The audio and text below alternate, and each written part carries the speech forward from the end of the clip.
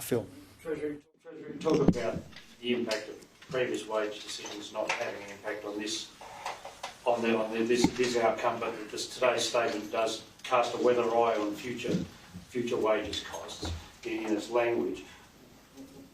In the absence of a productivity increase, as the governor's been warning in the last week or two, would you like to see restraint going forward with wage claims, given in light of the Fair Work decision last week? Would you like to see unions lower their ambitions a bit when making wage claims and not try and match this 5, 6, 7% that others are getting?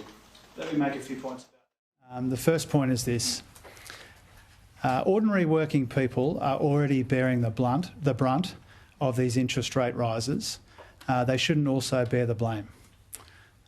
People on low and middle incomes are already bearing the brunt of these interest rate rises. They shouldn't bear the blame as well.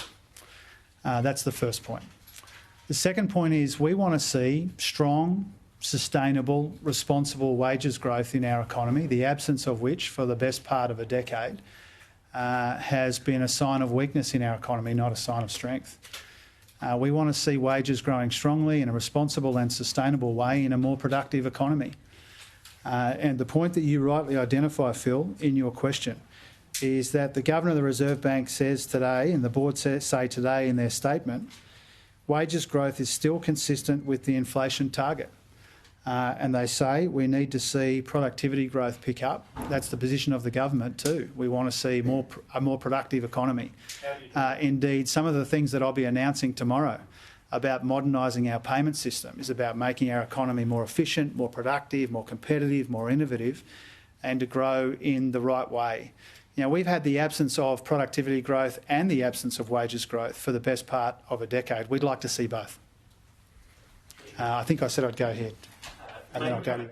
Productivity, to go back to you were just saying, hasn't grown at all in 3 years. You've been critical of inaction by the coalition government, but what are the economic forces that you think are contributing to woeful productivity outcomes, and what specifically are you doing to turn that around? Well, we've got an agenda which was central to the budget, and our view of productivity is you get the best productivity outcomes if you invest in people, in their capacity to adapt and adopt new technology.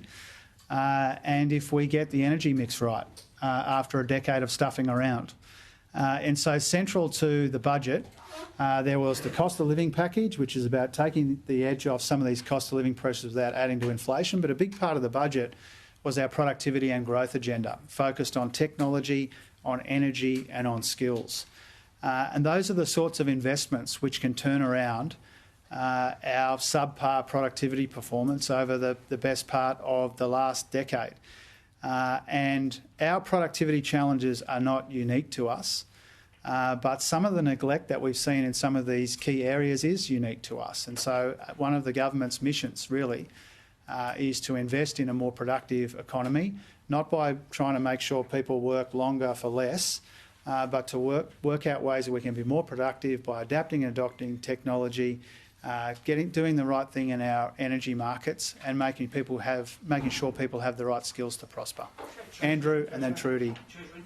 Not everyone's got a mortgage. What do you say to landlords who might see today as another opportunity to jack up rent more? Well, rent is enough as it is, without landlords making it harder.